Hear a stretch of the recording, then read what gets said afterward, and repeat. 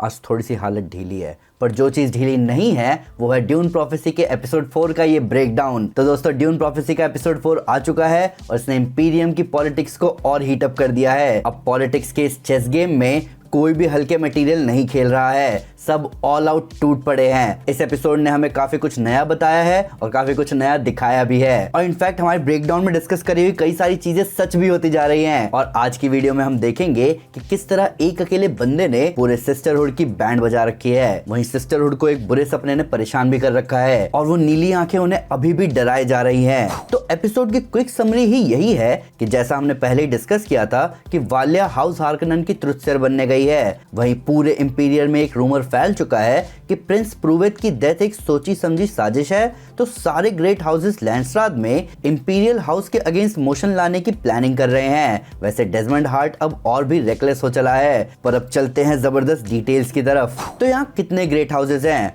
तो इस यूनिवर्स में इंपीरियम के अंडर कई सारे ग्रेट हाउसेस आते हैं। उनमें से कुछ हाउसेस बड़े और इन्फ्लुएंशियल हैं, जिनका दबदबा एक से ज्यादा प्लैनेट्स पर फैला हुआ है। वहीं इंपीरियम में कई सारे छोटे हाउसेस भी हैं, जिनकी पावर उनके होम वर्ल्ड से आगे नहीं जाती। मैंने आपको पिछले ब्रेकडाउन में ही बताया था कि इन सारे ग्रेट हाउसेस के काउंसिल को ही लैंडस्राद कहते हैं। पर ये ग्रेट हाउसेस कौन कौन से हैं? सबसे पहले हाउस एट्रेडीज। अब जितना मैंने अभी तक के ब्रेकडाउन में इस हाउस के बारे में बात करी है, उसके बाद शायद मेरे पास बताने को ज्यादा कुछ है नहीं। इसे स्टैब्लिश किया था वोरियन एट्रेडीज ने और इनका होम वर्ल्ड है कैलेडान। हाउस एट्रेडीज जाने जाते हैं अपने करेज, विजडम और लॉयल्टी के लिए, और 10,000 साल बाद इंसानियत का मसीहा इसी हाउस से आया।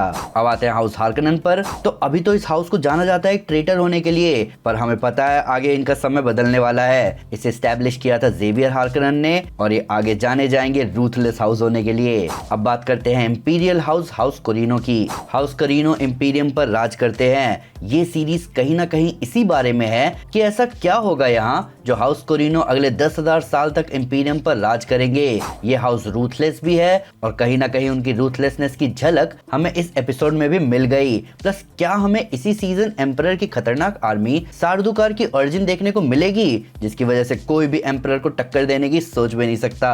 अब आते हैं हाउस रिचेसी पर। हाउस रिचेसी जानी जाती है अपनी टेक्नोलॉजिकल फिनेस के लिए। ये रीजन है कि जो खिलौना छोटे प्रोवेट रिचेसी के पास देखा गया था उसका नेचर टेक्नोलॉजिकल था। ये हाउस पूरे इंपीरियम में टेक एक्सपोर्ट करती है और इनकी हाउस वर्नियस से बिल्कुल नहीं बनती। इसी बात पर आते हैं हाउस वर्नियस पर। अब ये हाउस रिचेसी के सबसे कट्टर राइवल है और इसका रीजन ये है कि हाउस वर्नियस भी एक टेक्नोलॉजिकल हब है और इन दोनों ही हाउसेस की लड़ाई चल रही होती है मोनोपोली के लिए। अब बात करते हैं हाउस फेनरिंग के लिए। ये हाउस प्लेनेट ट्लीलैक्स को बिलोंग करता है और ये वही प्लेनेट है जहां से बेनी ट्लीलैक्स आए हैं। ये हाउस जानी जाती है अपने असैसिन्स, स्पाइस और डिप्लोमेट्स के लिए। अब बात करते हैं हाउस मोरिटानी की। ये हाउस जानी जाती है अपने इंटरनल वॉर्स और मिलिटेंट टेंडेंसीज के लिए। वहीं इन सब के अलावा और भी ग्रेट हाउसेस हैं, जैसे हाउस गीनेस, हाउस हेलेक, हाउस मिटोली, हाउस ऑर्डोस, और इन सभी हाउसेस की लैंडस्राद में बहुत इंपॉर्टेंस है। और इनके अलावा और भी कुछ छोटे हाउसेस हैं। अब बात करते हैं कि सिस्टर्स ने आखिर सपने में देखा क्या। तो एपिसोड में हमने ये देखा कि सभी सिस्टर्स ने एक ही रात में एक ही नाइटमेयर देखा। अब उस नाइटमेयर का पैटर्न ये था कि सारी सिस्टर्स शुरू में कुछ और ही देख रही थी, पर आगे बढ़ते बढ़ते सभी के बुरे सपने कोइंसाइड कर रहे थे। अब इस कोइंसिडेंस में 3 सीन थे।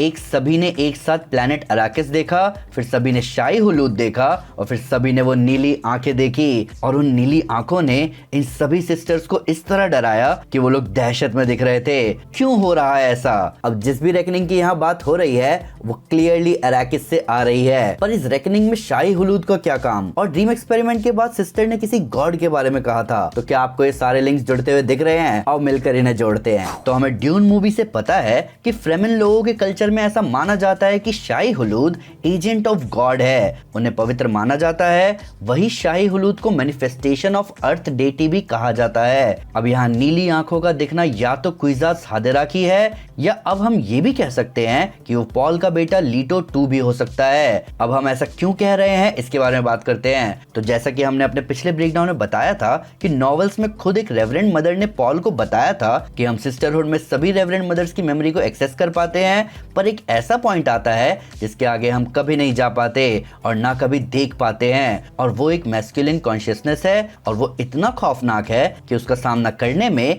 किसी भी बेने जेसेट की रूह कांप जाती है। और यही एग्जैक्टली हमने एपिसोड 4 में देखा, जहां खुद ट्यूला ने भी कहा कि इन आंखों आंखों के आगे कोई भी सिस्टर कुछ भी नहीं देख पाई और इनके आगे ना ही वो कुछ देख पाई। यहाँ से सिस्टरहुड यानी बेनी जेसरेट को क्लियर होगा कि फ्यूचर में क्या होने वाला है। सारी सिस्टर्स का अराकिस और शाही हुलूद को देखना बताता है कि अराकिस का उन्हें ध्यान रखना होगा।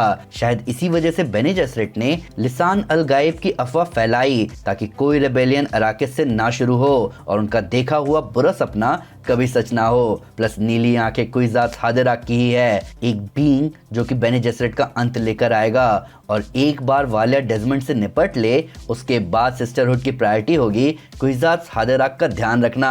तो क्लियरली ये आंखें पॉल की ही है। अब बात करते हैं कि सिस्टर थियोडोसिया एक बेनी क्लीलैक्स है। अब एपिसोड का ये ट्विस्ट कमाल का रहा। जब एपिसोड के बीच मदर वालिया सिस्टर थियोडोसिया से रिक्वेस्ट करती है तो थियोडोसिया उसके रिक्वेस्ट को डिनाई कर देती है। उस वक्त मुझे लगा कि क्या ये अब सीधे किंग को असैसिनेट करने को तो नहीं कहेगी, पर एपिसोड के एंड में हमने इससे भी ज्यादा कुछ जबरदस्त देखा। हमने देखा कि वालिया अपने भाई ग्रिफिन से बात कर रही होती है, जो कि हमें लगता है कि वो बस इमेजिन कर रही है, पर फिर ग्रिफिन अपना अपीयरेंस चेंज करना शुरू करता है और हम देखते हैं कि वो सिस्टर थियोडोसिया थी। यानी कि सिस्टर थियोडोसिया एक फेस डांसर है। अब ये फेस डांसर्स क्या है? तो फेस डांसर्स बेनी क्लीलैक्स का एक एक्सपेरिमेंट है। फेस डांसर्स एंड्रोजिनस जीव हैं जिनका ना कोई जेंडर है ना ही कोई पर्सनैलिटी। उन्हें बनाया ही गया है शेप शिफ्टिंग के लिए ताकि किसी भी तरह के एस्पेनाज और असैसिनेशन मिशंस पर भेजा जा सके। फेस डांसर्स की खास बात यह है कि वो मेल फीमेल कुछ भी बन सकते हैं। वो किसी भी इंसान की आवाज, उनकी चाल ढाल और इनफैक्ट उनकी पूरी की पूरी पर्सनैलिटी तक कॉपी कर सकते हैं। और एक ऐसा बीइंग बेनी जेसरेट के पास होना ये बहुत बड़ी बात है। यानी हमने जो थ्योरी बताई थी बेनी क्लीलैक्स के इन्वॉल्वमेंट को लेकर वो धीरे धीरे सच होती जा रही है। पर अब देखना ये होगा कि अगर थियोडोसिया फेस डांसर है तो वो बेनी जेसरेट के साथ क्या कर रही है, क्योंकि टेक्निकली वो सिस्टरहुड की दुश्मन होनी चाहिए थी। पर अब जब बेनी क्लीलैक्स भी ऑलमोस्ट कंफर्म हो चुके हैं